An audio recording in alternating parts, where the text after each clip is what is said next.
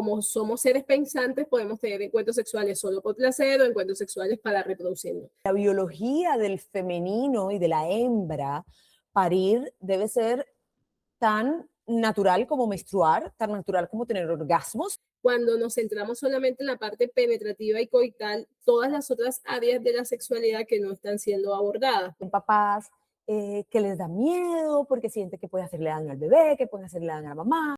No existe en embarazos sanos ninguna contraindicación para tener encuentros sexuales. Y por otro lado, cuando la mujer tiene orgasmo, se estimula la producción de oxitocina.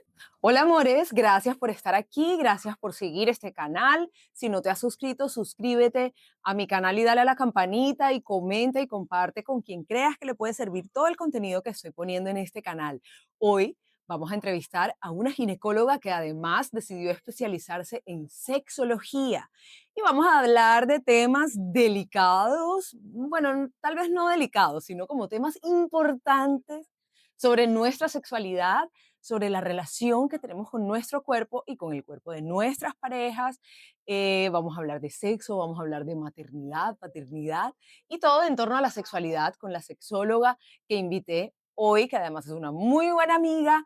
Esta entrevista está buenísima, así que quédate con nosotros acá.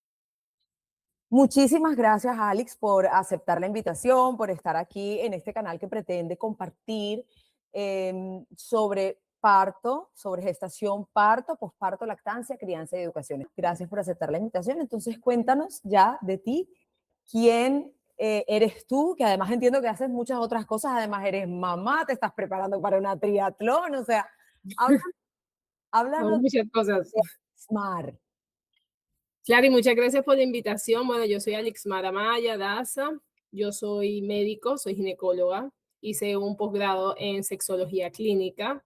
Me parecía que dentro de la ginecología había muchas cosas que involucraban la parte sexual y a nosotros en la carrera profesional no nos enseñaron eso.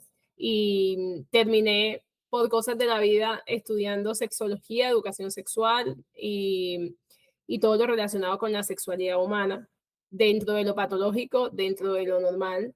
Decidí acompañar solamente mujeres porque es mi fuerte, porque soy ginecóloga y por ahí intenté caminar.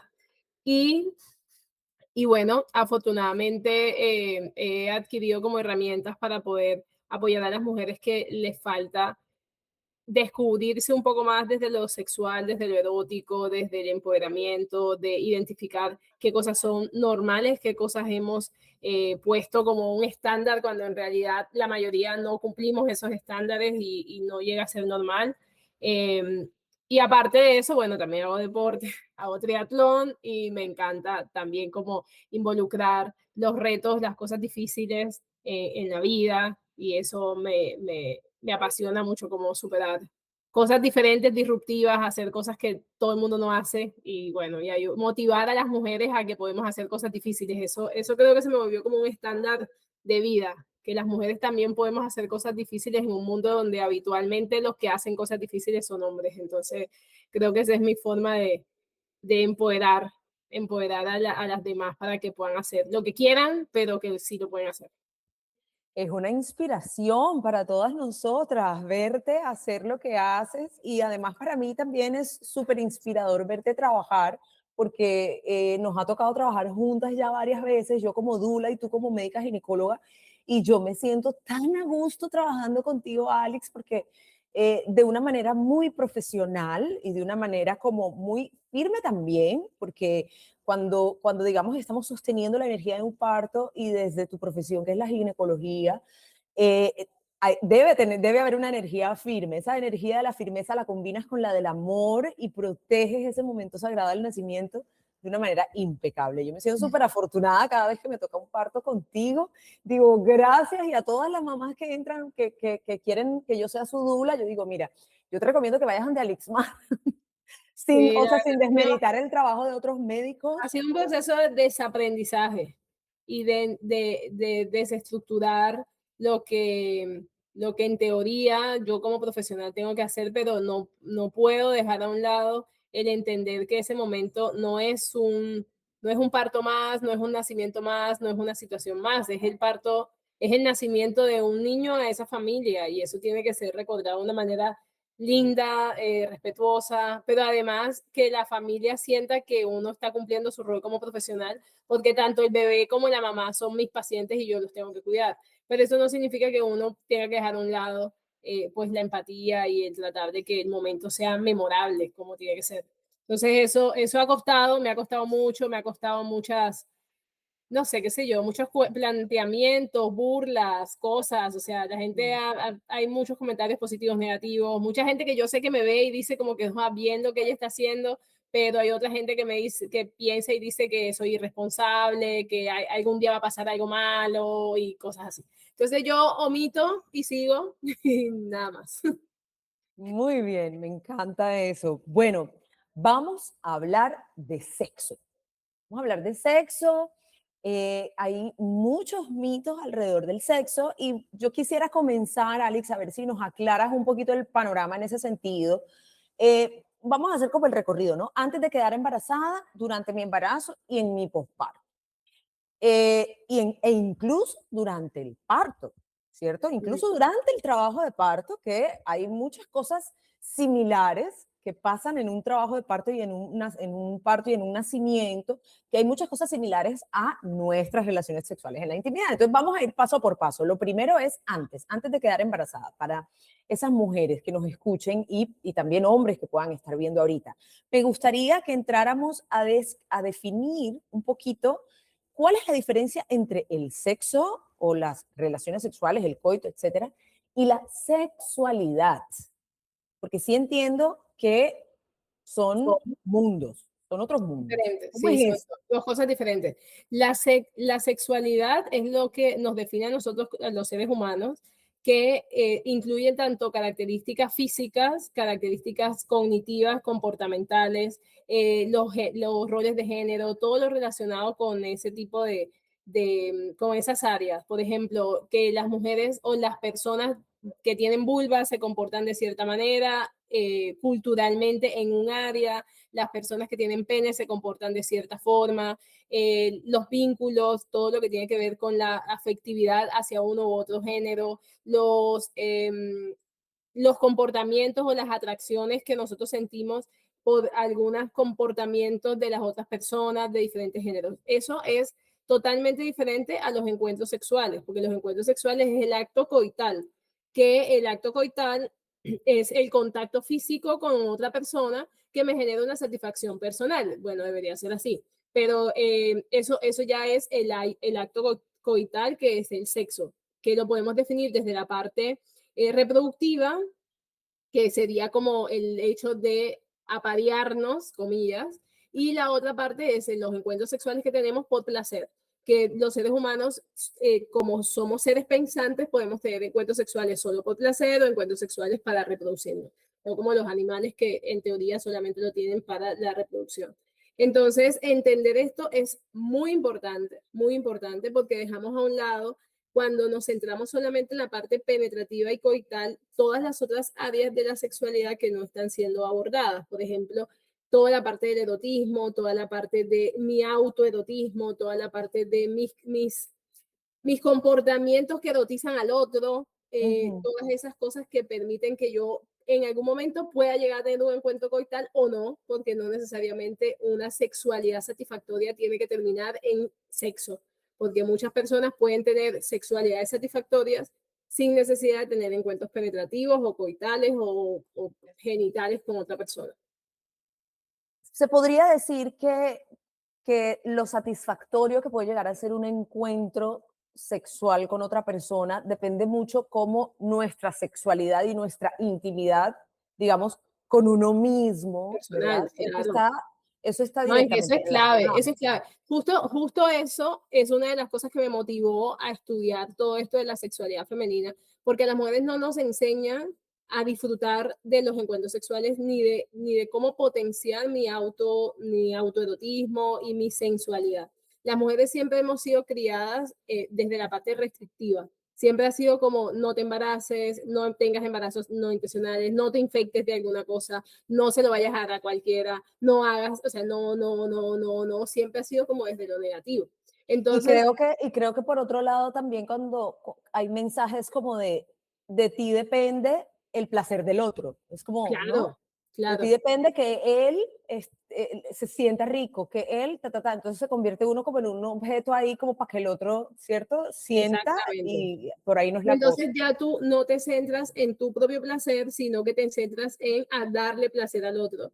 Y además de que tienes que cumplir un rol de darle placer al otro, tienes que cuidarte para que no te pase nada malo, porque el sexo está asociado a cosas malas, ¿ves? Y muchas veces pasa eso. A mí me ha pasado casos de pacientes que ahora tienen 30 años, están casadas y no saben qué hacer. O sea, no saben qué hacer porque en su mente está la vocecita de su mamá o de su adulto mayor responsable diciéndole, te vas a embarazar, eso está malo, no puedes hacer esto, esto es pecado, esto no lo puedes hacer, y ya es su esposo. Entonces, ¿cómo tú le quitas eso a tu mente cuando ya tú decidiste crear un vínculo estable con una persona y ya tú no puedes porque tienes unas trabas ahí? Eso es muy importante. Entonces, parte del enfoque que nosotros proponemos no es el libertinaje. Esto es muy importante porque muchas veces gente cree que porque nosotros hablamos de sexualidad, porque promovemos la educación sexual, lo que estamos promoviendo es el libertinaje, todos con todas, todos con todos, todo el desastre. No, o sea, no. La idea es que tú puedas adquirir unas pautas de responsabilidad, puedas saber qué cosas son buenas y qué son malas para ti y cómo haces tú, por ejemplo, para afrontar las situaciones en las cuales te puedes ver en peligro. Eso es importantísimo también. Y además que no veamos los encuentros sexuales meramente como una situación mala, de peligro, pecaminosa, ni nada. O sea, hace parte de los comportamientos sexuales de los comportamientos normales del ser humano.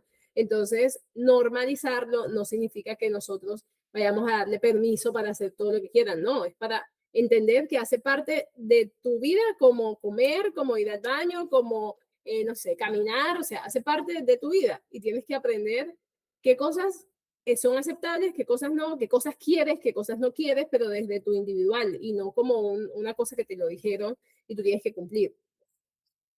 Muy bien, entonces la idea, vamos a ir poco a poco avanzando al embarazo.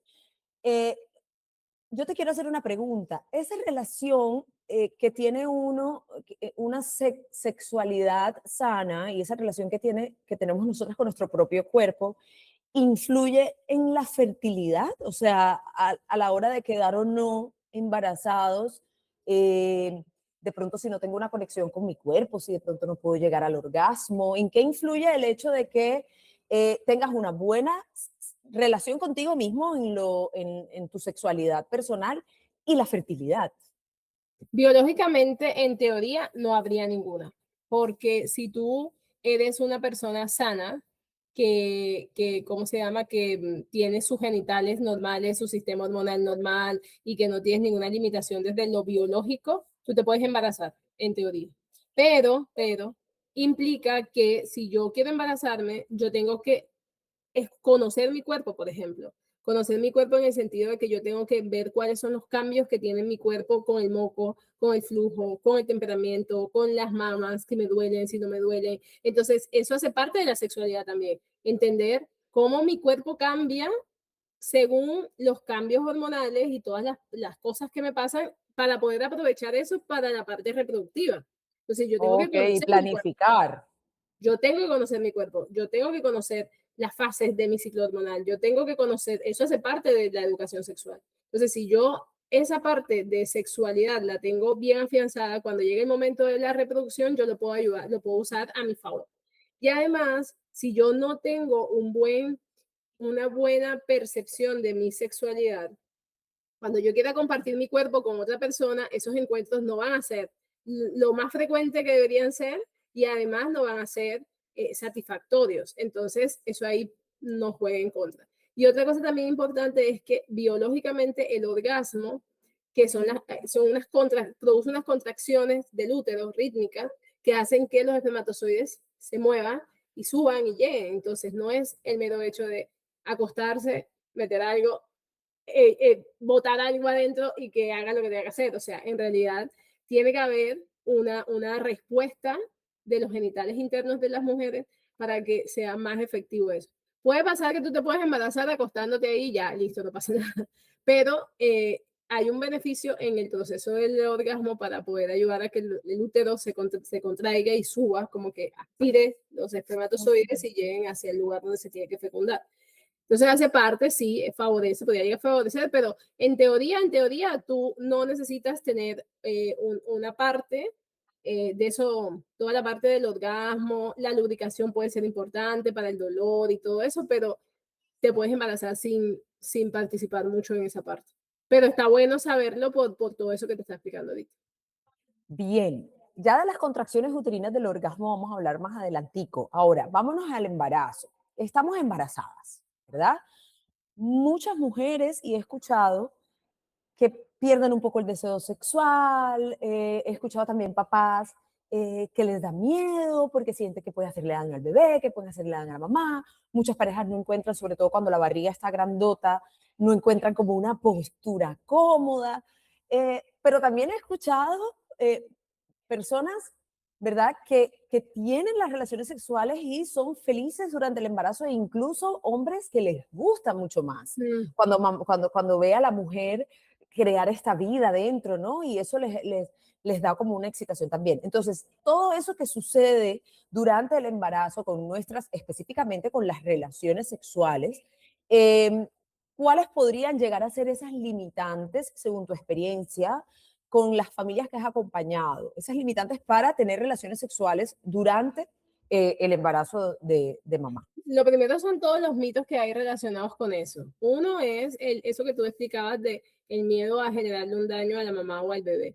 Realmente eso no es tan probable que pase porque los genitales, el bebé está dentro del útero y el útero es un músculo grande que lo protege perfectamente, a no ser que el bebé desafortunadamente venga con alguna situación o el embarazo tenga una situación que haga que sea riesgoso, como por ejemplo placenta previa, amenazas de parto prematuro, amenazas de aborto, situaciones que ponen que realmente ya está en riesgo el embarazo o que ya tiene una situación de alto riesgo el embarazo, Ujú, entonces ahí uno puede llegar a restringir. Pero en teoría no existe en embarazos sanos ninguna contraindicación para tener encuentros sexuales, porque el cuerpo no le va a pasar nada al embarazo ni a la mamá. Eso que tú dices es muy cierto. Hay muchas mujeres, muchas parejas que cuando pasan de los dos polos, o la que no quiere nada o la que quiere muchísimo. Y eso es normal, es esperable. O sea, todas las parejas tienen sus dinámicas sexuales variables según lo que cada uno se sienta cómodo. Al grupo que dice que no quiere, ahí lo que tenemos que tratar es de reforzar de pronto los encuentros sexuales no penetrativos. Va a depender mucho de quién es el que no quiere. Habitualmente hay hombres que no quieren, por ejemplo, y eso es más manejable porque las mujeres somos más como, ay, bueno, no te preocupes, arrunchémonos y ya, y uno se aguanta un poquito más. Los hombres, cuando la mujer es la que no quiere, ellos presionan mucho más. Es como, pero ven, pero vamos, pero mira, pero mira, pero mira, ¿ves? Entonces ya ahí las dinámicas cambian y uno tiene que ser como un poquito flexibles, a enseñarles a ellos y insistirles en la flexibilidad. Ok, ella no quiere, pero vamos a ayudarla de cierta manera, vamos a hacer encuentros eróticos, reforzando más la intimidad, más la parte afectiva, más la parte emocional. De pronto han sido embarazos que ha sido muy difícil buscarlos, embarazos que de pronto han venido con antecedentes de pérdida, de situaciones difíciles, entonces eso ya las hace estar como muy prevenidas porque este embarazo, todos los embarazos son valiosos, pero cuando hay situaciones como esas son mucho más valiosos, ujú. entonces es como que ellas cuidan mucho más esos embarazos. Entonces hay que tratar de reforzar más la parte de la intimidad, la parte de los encuentros no penetrativos como para que se sientan tranquilas.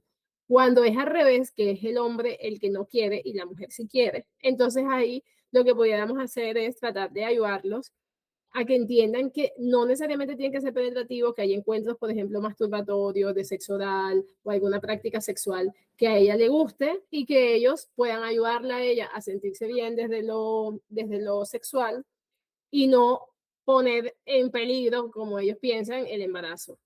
Cuando es del otro lado que quieren mucho, pues uno tiene que dejarlos que fluyan y que hagan lo que quieren hacer y ya está, o sea, no pasa nada, porque no hay ningún tipo de restricción en general. Lo importante, por ejemplo, en situaciones en las cuales mucho deseo, sobre todo en la parte femenina, insistir muchísimo con el tema del lubricante, insistir Ujú. mucho con el tema de la estimulación previa y ayudarlas para que puedan alcanzar por lo menos una fase de excitación satisfactoria o buena para que no les duela y no sangren o alguna cosa así. Bueno, entonces no hay restricciones. Si hay un embarazo sano, con un Sano. bebé sano, no hay restricciones para tener sexo durante el embarazo. ¿Se podría decir entonces que si hay beneficios, cuáles podrían ser los beneficios de tener relaciones sexuales durante el embarazo? El beneficio es más desde la parte afectiva, sirve desde la parte afectiva y ya al final del embarazo igual se sabe que tener relaciones sexuales puede ser un estimulante para el desencadenamiento del trabajo de parto. Entonces, depende de lo que uno quiera. O sea, al principio del embarazo, pues es la parte afectiva, la parte vincular, el entender también, a muchas mujeres les pasa que como están sufriendo cambios físicos muy marcados, el notar que su pareja se siente atraído sexualmente por ellas, las mantiene como contentas, con el autoestima alto, ¿me entiendes? Porque si tú empiezas a inflarte, inflarte y tu pareja no te, o sea, uno se empieza a sentir como que no, ya soy un monstruo, nadie no quiere estar conmigo. Pero si tu pareja se sigue sintiendo atraído por ti a pesar de esas modificaciones, eso te hace sentir bien. ¿Sí me van a entender? Entonces, eso es importante. Y desde ya el final del embarazo, pues es una estrategia que utilizamos de motivarlos a tener relaciones sexuales como para que inicie todo el proceso, un proceso ahí local en el útero y eso los lleva a tener parto lo más pronto posible. Entonces vamos allá. Cuando hay una mujer que ya está en semana 40, sabemos que un bebé tiene hasta la semana 42, digamos, por evidencia científica y en atenciones al parto, bebé puede nacer ya entre la 37 y la 42, pero ya cuando estamos en la 40, ya nosotros estamos como que, bueno, vamos a llamar, vamos a llamar. Y una de las estrategias, como lo has dicho, es tener relaciones sexuales con orgasmos y con eyaculaciones Una dentro. eyaculación, sí. Entonces, explícanos el porqué de eso. O sea, vamos a pasar ya a entender por qué el trabajo de parto funciona, digamos, en muchos aspectos, como la relación sexual que tuvimos para formar ese bebé, ¿cierto? Mm, Entonces, explícanos un poco qué es lo que ayuda, ¿no? De las ajá, relaciones sexuales primero para llamar al inicial. bebé y incluso durante el trabajo de parto y el parto, que entiendo que también hay muchas cosas que suceden en el útero que son iguales a Sí. cuando tenemos orgasmos. Sí, en el momento del inicio del trabajo de parto, para iniciar el trabajo de parto, así como tú le llamas llamar el trabajo de parto, el tener relaciones sexuales penetrativas con eyaculación, importante, es porque el semen tiene unas sustancias que estimulan el proceso de maduración del cuello del útero. El cuello del útero es una estructura que está en la vagina y es independiente del útero, que es donde está el bebé. Entonces, cuando llega ese semen con esas sustancias al útero, se producen unos cambios químicos ahí en el útero que hacen que el cuello se empiece a ablandar y se empiece a dilatar un poco. Además, el efecto mecánico del trauma de la penetración también estimula la producción de prostaglandinas locales, que son sustancias inflamatorias que hacen que eso se siga permaneciendo. Y por otro lado, cuando la mujer tiene orgasmo, se estimula la producción de oxitocina, que la oxitocina es la sustancia que hace que inicie, que tengas contracciones. Y por eso las mujeres cuando tienen un orgasmo se contrae el útero, o sea, el útero se contrae como una piedra igual que si fuera una contracción y es normal, no pasa nada. Entonces, el entender esto es como el fundamento por el cual recomendamos en las mujeres del último trimestre, las últimas semanas, que tengan relaciones sexuales. Ya en el momento del trabajo de parto, lo que pasa está relacionado con esta oxitocina, que es la que inicia el trabajo de parto, ya que mantiene las contracciones. Y esa oxitocina es una hormona que se produce en los procesos eh, como de salida de cosas del cuerpo, o sea, todo lo que es eyaculación, orgasmos, micción, o sea, todo afectivo. Entonces, cuando nosotros tenemos esos picos de oxitocina, estamos dentro de una oleada hormonal que se puede simular a la oleada hormonal que vivimos durante los encuentros sexuales. Entonces, ese es como equivalente, es muy parecido. Esos picos hormonales que pasan en el parto están, son parecidos a los que de pronto podemos vivir durante los encuentros sexuales satisfactorios. Alex, hay muchas escritoras, antropólogas, educadoras perinatales que hablan de una herida milenaria que tienen los úteros de las mujeres. A mí me gustaría saber tu opinión desde tu profesión, porque se habla mucho, cuando se habla de los partos orgásmicos, se habla de aquello, de la historia, ¿verdad? De las mujeres desde que en escritos antiguos dice parirás con dolor, ¿verdad? Mm, Entonces ahí como que ya hay una sentencia, ¿verdad? ujú, Entonces se habla de que parimos hoy día con dolor porque hay una situación de, ¿cómo te diré? Como de represión del deseo sexual femenino de hace tanto tiempo que evolutivamente los úteros se fueron volviendo espásticos. Espásticos lo usa mucho Casilda Rodríguez en su libro Pariremos con placer, que los úteros están espásticos por una situación de una creencia colectiva de que el parto tiene que doler, ujú, ¿verdad?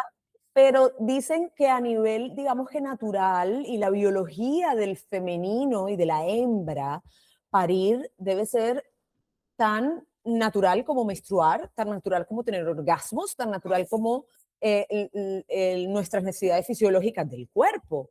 Entonces, ¿qué opinión tienes un poquito sobre eso y cuáles serían tus recomendaciones un poco como para volver a relajar nuestros úteros? mm. Yo pienso que eso tiene mucha lógica, eh, porque si nosotros lo vemos desde el colectivo, desde las historias que se comparten, desde lo que las mujeres hablamos con respecto al parto, nos vamos a encontrar con situaciones en las cuales la descripción del parto siempre sigue siendo negativa. Afortunadamente ya se están cambiando algunas historias, entonces la idea es que dentro de todo yo siempre trato como de, cuando ya tengo una paciente que parió, le digo como que espero que lo que tú viviste lo cuentes, o sea, lo cuentes, se lo cuentes a tus amigas, a tus primas, a tu Y gente. aquí hago un aviso, una cuña, y es que uno de los objetivos de este canal de YouTube también es contar historias satisfactorias de parto. He Claro, entrevistado mujeres, los invito a que se vayan a cacharrear ahí el canal y se suscriban y le den a las campanitas de notificaciones y no se pierdan porque van a escuchar historias de mujeres con una memoria satisfactoria del parto. sí, eso es muy Entonces son importante. mujeres que lograron parir en casa, mujeres que lograron parir en clínica con el equipo idóneo y están felices con su experiencia para poder ir cambiando eso que decimos de las historias Sí. fatalistas de Sí, parto. es necesario hablar, es necesario contar con verdad, contar lo que tú sentiste, contar cómo te preparaste, contar para que cambie este colectivo, esta idea colectiva del parto dentro del sufrimiento. Y también otra cosa que me parece súper válida es que si nosotros empezamos a entender el por qué nos genera el dolor, y lo abrazamos no desde una mirada de sufrimiento, sino de un porqué, o sea, es que eso tiene un sentido. O sea, el dolor, la sensación incómoda, no lo llamamos dolor, llamemos la sensación incómoda, fuerte, poquita, alta, baja, no importa, es una sensación incómoda que yo no te puedo quitar, nadie te la puede quitar, la tienes que vivir, es así. ¿Y por qué la tienes que vivir? Porque es la única forma que se van a modificar unas cosas en tu cerebro, es la única forma que biológicamente la naturaleza diseñó para que nosotras las hembras pudiéramos tener un reconocimiento de nuestras crías, porque es la forma que tenemos para que nosotras podamos alimentar a nuestras crías. O sea, nosotras somos unos animales racionales. Entonces, cuando dejamos a un lado la parte biológica y no entendemos el por qué nos pasa eso, lo vemos como una situación negativa. Pero si tú le enseñas o aprendes, y yo trato mucho de explicarle mucho esto a las mujeres que acompaño, es como que tienes que entender por qué esa sensación existe. Cuando tú la entiendes, la aceptas y la transitas. Es la única forma. Entonces, eso para mí, como tú me decías, ¿cómo hago yo para que estos úteros dejen de ser espásticos? Escuchando historias positivas, hablando de mis historias, viendo de lo positivo a mi historia, tratando de no replicar solo lo negativo que me pasó, porque hay historias muy tristes, hay historias negativas, hay historias feas, yo lo sé, pero hay muchas historias que son medianamente buenas y la gente solamente se enfoca hacia lo malo que me pasó. Entonces, fíjate en qué pudo haber pasado, qué podemos mejorar, pero fíjate siempre como entre lo positivo, para que eso te transmita una idea, un recuerdo bonito, una historia bonita, que eso siempre va a haber, siempre va a haber. Y si no fue así, como aceptar eso tratar de ver cómo yo puedo cambiar mi realidad si es que decido tener otro hijo, si es que decido criar o maternar de otra manera, cómo hago yo para que las otras mujeres de mi entorno no vivan esas experiencias, para que se corte la línea de lo negativo, negativo, negativo asociado al parto. Las comunidades que no tienen tanto acceso a la información, ellas viven el parto como un proceso normal, así lo que tú decías. O sea, las comunidades indígenas no escuchan estas historias, las comunidades africanas no escuchan estas historias, y no es porque ellas no sean feministas y no quieran sufrir y no sé qué, o sea, no, es porque es así, porque es que hay que empezar a mirar no desde un sufrimiento, hay que empezar a mirar desde un proceso biológico que ha sido, puede ser reprimido, estigmatizado, negativizado durante muchos años, y al final es así. O sea, hay cosas que son así, no las puedes pelear. ¿Para qué peleas contra algo que no vas a cambiar? O sea, lo que tienes que buscar es aceptarlo, buscar herramientas para que sea mucho más transitable y permitirte sentir la sensación que va a pasar y va a fluir y ya.